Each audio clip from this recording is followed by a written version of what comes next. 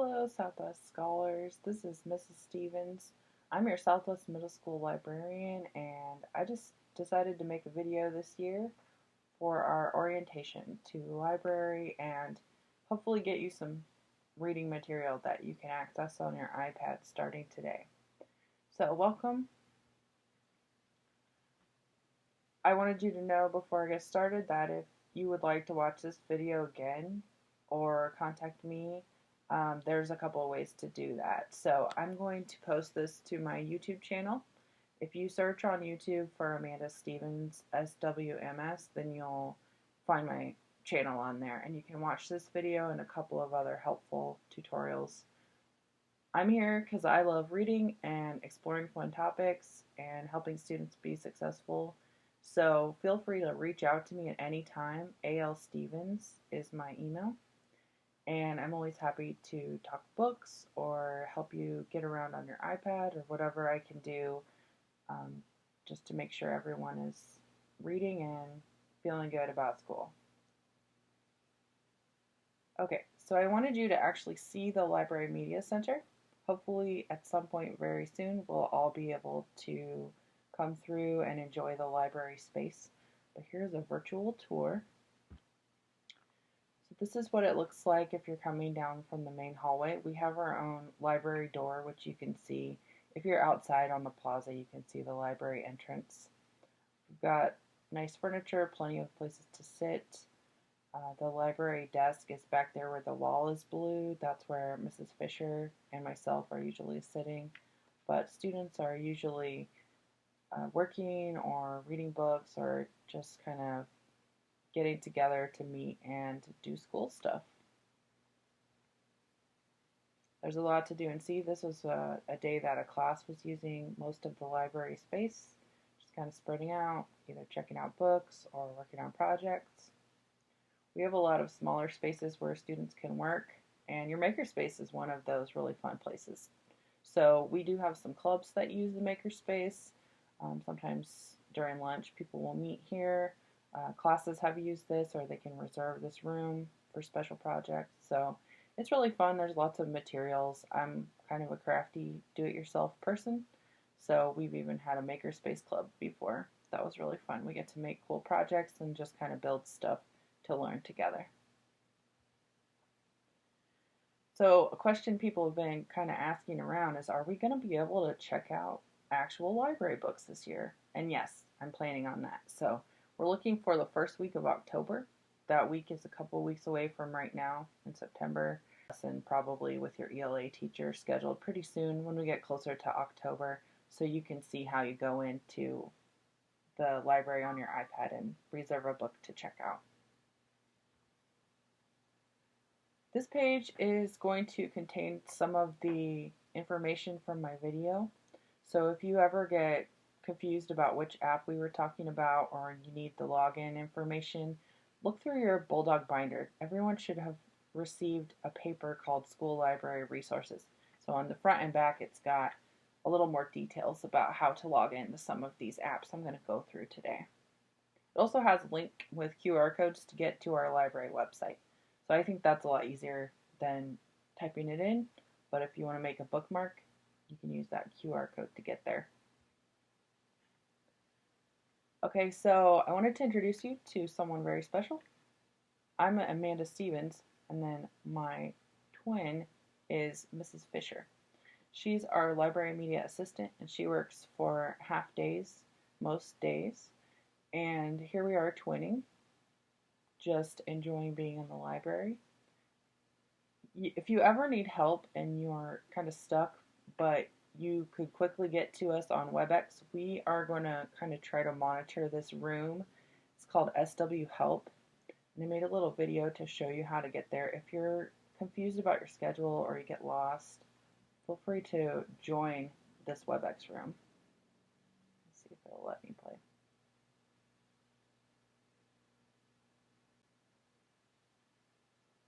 Okay, so if you open the WebEx app, usually on the left you'll have all of your class meetings. If you swipe towards the right screen, there's a place to join the meetings by entering a code. So if you join the meeting by typing in SW Help, This is where I'm kind of hanging out just to make sure students can get to their classes. If you get kicked out of your class, you can also come on to the Southwest Help WebEx room, and I will be there to help you figure out where you need to go. So as long as your WebEx is working, this might be an option just to get back into class. So we're kind of trying that out, especially the first couple weeks of school, just to make sure people can get where they need to go.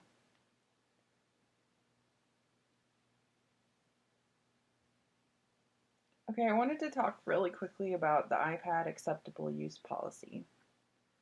So it doesn't really make sense for you guys to have an iPad but then not understand the rules of how you're supposed to use it.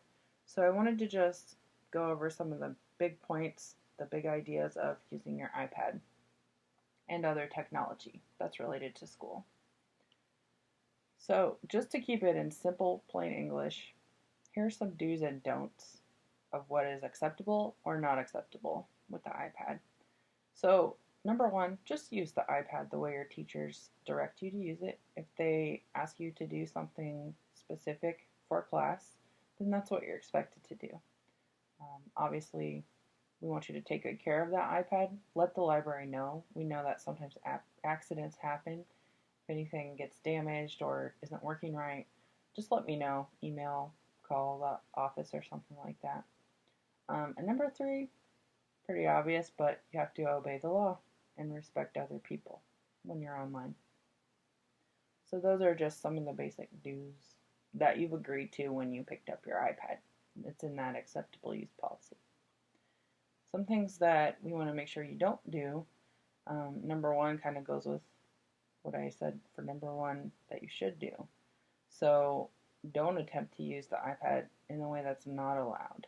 So this could include using it as a toy or just to play games when you're supposed to be in class. That's not acceptable. Also, using the iPad in a way that could hurt someone, or I'll get to that later, making bad choices. Number two is if you damage that iPad on purpose, we are allowed to charge for a replacement, and it can be quite expensive. So those iPads are really valuable, and we want to make sure that you can keep using it through your whole time at middle school. So with my don't for number three, don't break the law. Obviously, that's my best advice for you. Making bad choices might include cyberbullying or trying to get around some of the restrictions that are set up. That's inappropriate use, so that's not acceptable. Number four, sometimes surprises new scholars that aren't used to our AUP, but you're not really expected to have any privacy on the iPad. Staff members, district personnel can see what activities you're doing on the iPad. We can restrict the iPad further if we need to. Certain websites need to be blocked or something like that. And we just want to make sure that you're using it as a tool for learning. So don't expect that anything you do on the iPad is private. This personal privacy, however, is something you can protect by not sharing your password. So that's my last don't.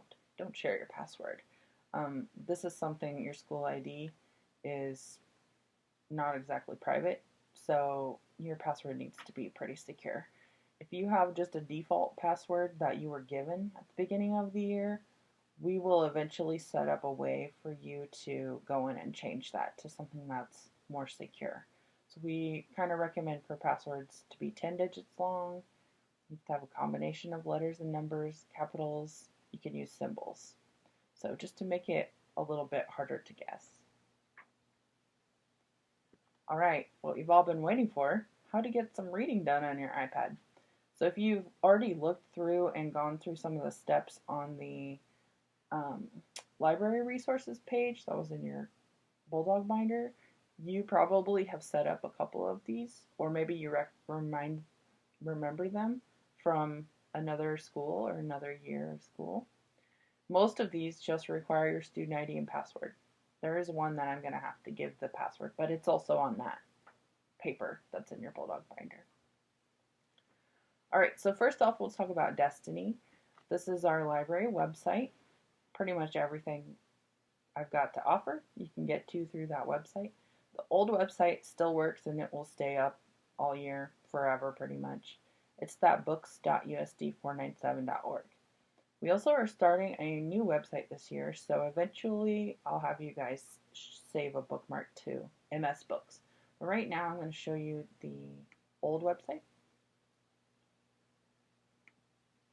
It's like this. You've probably used this before if you're from Lawrence Public Schools. We are going to select Southwest Middle School. You have to click on the name of the school. And it takes you to our home page. So you'll know you're at the right school if you see Southwest, home of the Bulldogs. Up at the top, there's our banner. This is how you get to that new website, the middle school website. I've also got a way for you to just search for ebooks right here.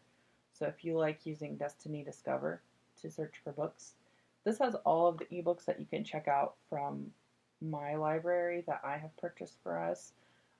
Everything on our Destiny Discover is digital right now.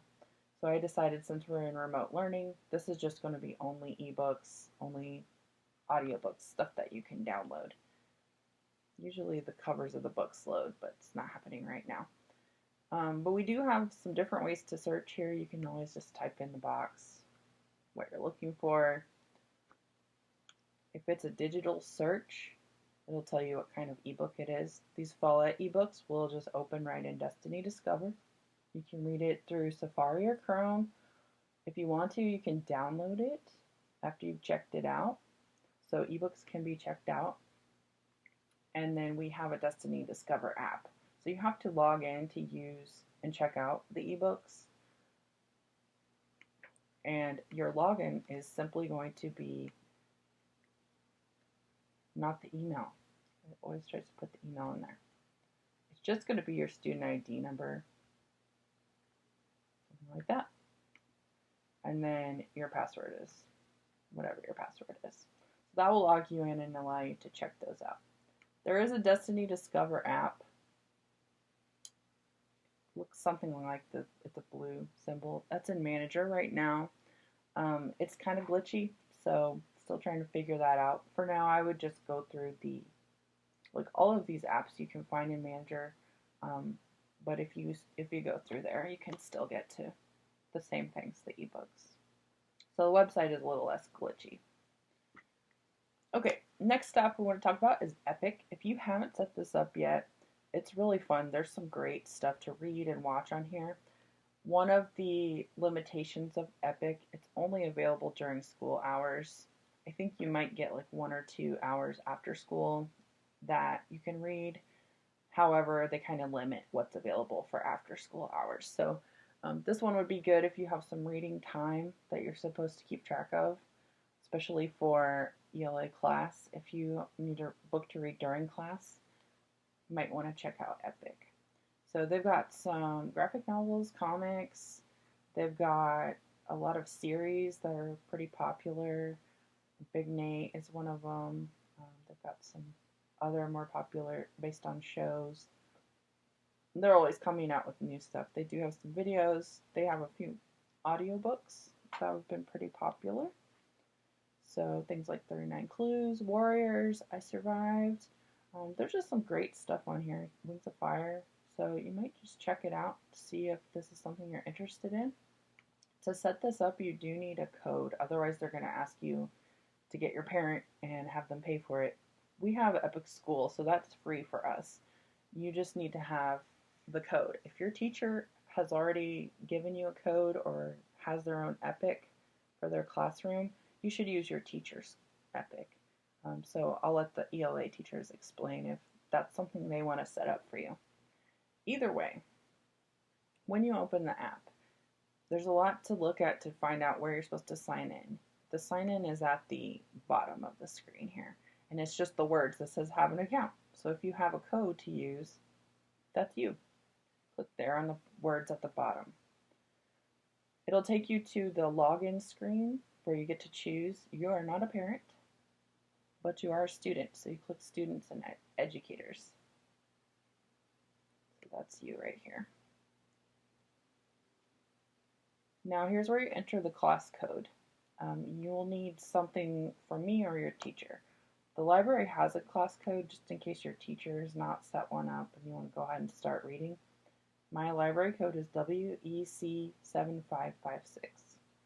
I don't think you put the space. So that'll get you into the library Epic page.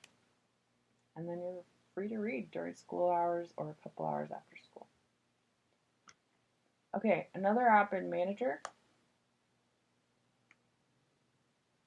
is Capstone Interactive.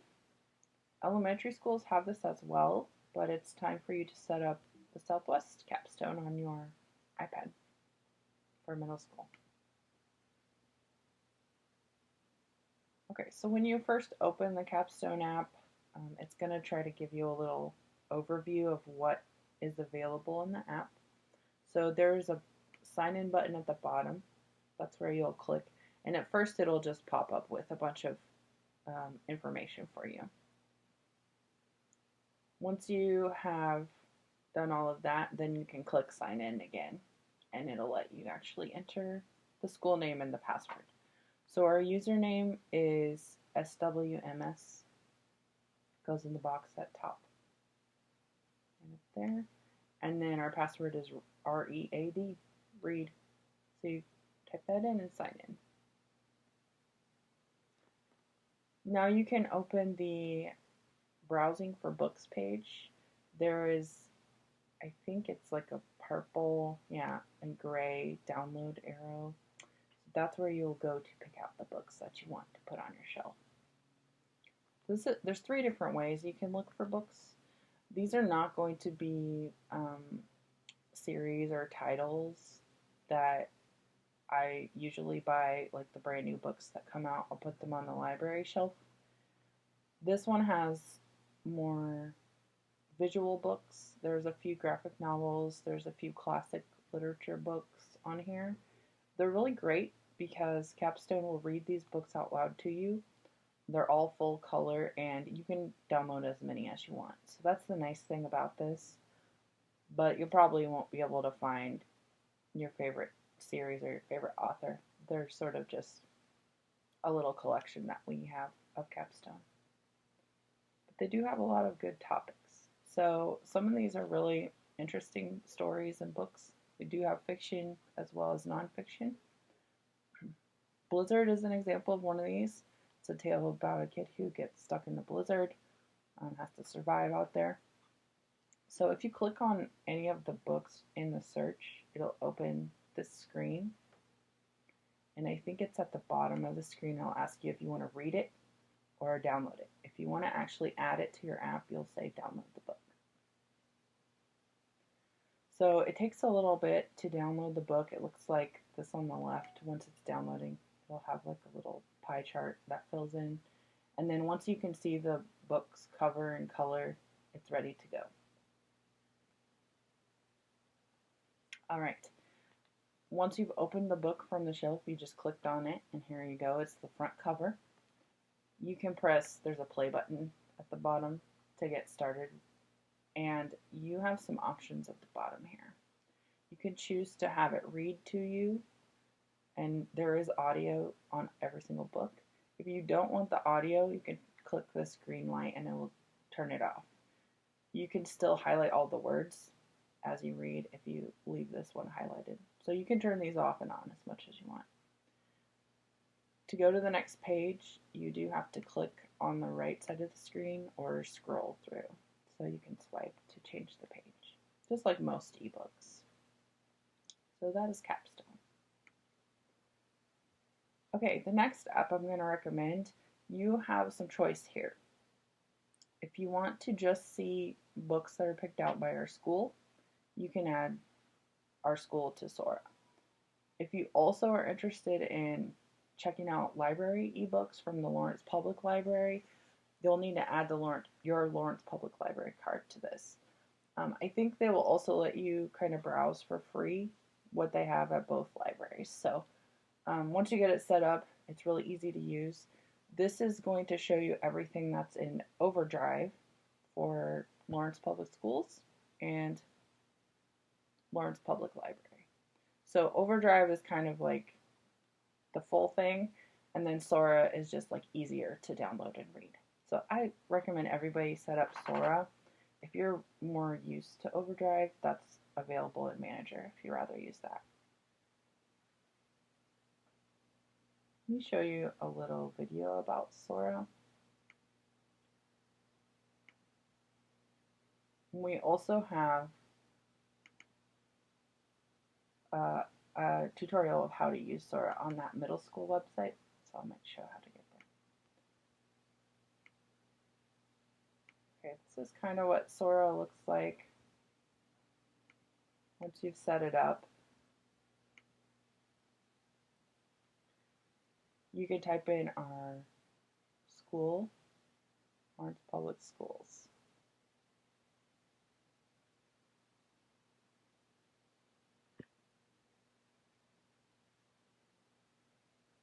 That's it. Say, this is my school. That's how you get in.